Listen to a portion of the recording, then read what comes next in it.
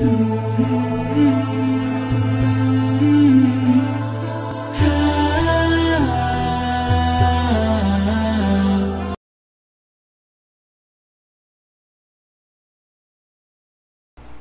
assalamualaikum warahmatullahi wabarakatuh. Alhamdulillah, assalatu wassalamu ala nabiyil mustafa wa ala alihi wa man tabi'ahum bi ihsanin ila yaumiddin. Ashhadu an la ilaha illallah wa ashhadu anna muhammadan abduhu wa rasuluhu la nabiyya wa la rasulahu ba'dah. Jamaah yang dimuliakan oleh Allah subhanahu wa ta'ala, Allah subhanahu wa ta'ala memberikan kabar gembira kepada kita dalam Al-Quran. A'udzu billahi minasyaitonir rajim. Bismillahirrahmanirrahim. Man 'amila shalihan min dzakari aw untha wa huwa mu'min falanuhyiyannahu hayatan thayyibah. Kata Allah Subhanahu wa taala, barang siapa yang mengerjakan amal saleh, baik laki-laki maupun perempuan, wa huwa mu'min, dan beriman kepada Allah Subhanahu wa taala, falanuhyiyannahu hayatan thayyibah. Kata Allah, pasti aku akan berikan dia kehidupan yang baik. Jamaah, ukuran kehidupan yang baik menurut Allah Subhanahu wa ta'ala adalah man amila sholihan, yaitu yang mengerjakan amal soleh. Maka kalau pada saat ini ada seseorang yang menjadikan tolak ukur harta adalah sebagai kebahagiaan hidup di muka bumi, sungguh ada kesalahan yang besar. Qarun itu adalah orang yang paling kaya ketika itu di zamannya.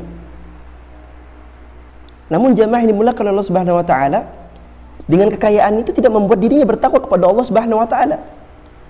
Justru harta tersebut menjerumuskan yang dia ke dalam nerakanya Allah Subhanahu wa taala. Ketika Allah memberikan kepada dia kelebihan harta, Qarun malah berlaku zalim. Qarun malah berlaku sombong, sehingganya Allah Subhanahu wa taala murka kepada dirinya, sehingga dirinya dan hartanya pun ditenggelamkan ke dalam tanah. Kalau pada asalnya ada orang yang menjadikan tolak ukur jabatan adalah sebagai kebahagiaan hidup di muka bumi ini, sungguh salah. Bukankah kita tahu Firaun adalah seorang raja yang sampai dia memproklamirkan dirinya, menyatakan dirinya bahwasanya ana rabbukumul a'la, aku ni rabb kalian paling tertinggi. Firaun jemaah. Tapi jabatannya tidak membuat dia lebih dekat kepada Allah Subhanahu wa taala. Jabatannya tidak membuat dirinya bertakwa kepada Allah Subhanahu wa taala, justru malah sebaliknya. Dia menentang Allah Subhanahu wa taala. Hingga pada saatnya Allah murka kepada dirinya sehingga dia tenggelamkan dalam laut merah. Jamaah ini dimuliakan Allah Subhanahu wa taala, kembali kunci dari kebahagiaan hidup di muka bumi ini adalah satu jamaah, man amila sholihan, yang mengerjakan amal soleh. Amal soleh yang sesuai dengan Al-Quran dan As-Sunnah dan ijma' para ulama.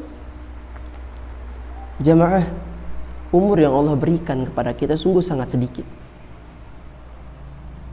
Kata Rasulullah SAW, ma'a'amaru mati ma baina sitin ila sab'in wa aqalluhum mayajudalika. Umur nanti antara 60 sampai 70 tahun kata Rasulullah. Dan yang melebihi umur tersebut hanya sedikit jamaah. Abu Bakar As-Siddiq, Umar bin Khattab, Utsman bin Affan, Ali bin Abi Thalib. Jamaah, perhatikan, Nabi Muhammad SAW pun meninggal pada umur 63 tahun jamaah. Abu Bakar As-Siddiq pun tidak jauh, Umar bin Khattab pun tidak jauh dari itu jamaah, antara 60 sampai 70 tahun. Jamaah, hidup kita bisa lebih berkah kalau kita menghabiskan umur kita beribadah kepada Allah Subhanahu wa taala. Bukankah kita tahu bahwasanya Allah Subhanahu wa taala menciptakan kita di muka bumi ini hanya untuk menyembahnya? Wa ma khalaqatul jinna wal insa illa liya'budun. Cuman bedanya kita sebagai manusia, Allah Subhanahu wa taala memberikan kita hawa nafsu. Yang hawa nafsu ini perlu kita kontrol, perlu kita tundukkan jamaah. Bukan kita hilangkan, kita tundukkan.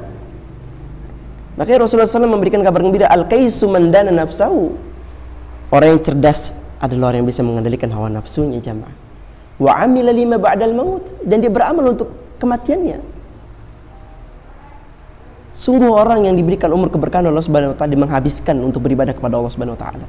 Yang difikirkan bagaimana hidup saya bisa penuh dengan amal soleh. Bisa penuh dengan amal soleh. Sedetik 1 menit, 1 jam, 1 bulan, 1 tahun. Yang diinginkan orang-orang yang soleh adalah bagaimana hidupnya berkah dengan amal solehnya. Maka jemaah yang dimuliakan oleh Allah Subhanahu wa taala, Rasulullah SAW pernah mengingatkan kita tentang ancaman umur jemaah. Kata Rasulullah SAW, "Lan tazulla maqadama 'abdin yaumal qiyamah hatta yus'alu an arba'." 2 kaki anak Adam pada hari kiamat tidak bisa bergerak sampai ditanya 4 perkara. Yang pertama kali yang akan ditanya oleh Allah Subhanahu wa taala adalah an umrihi fima afnahu. Tentang umurnya jemaah, dia akan ditanya.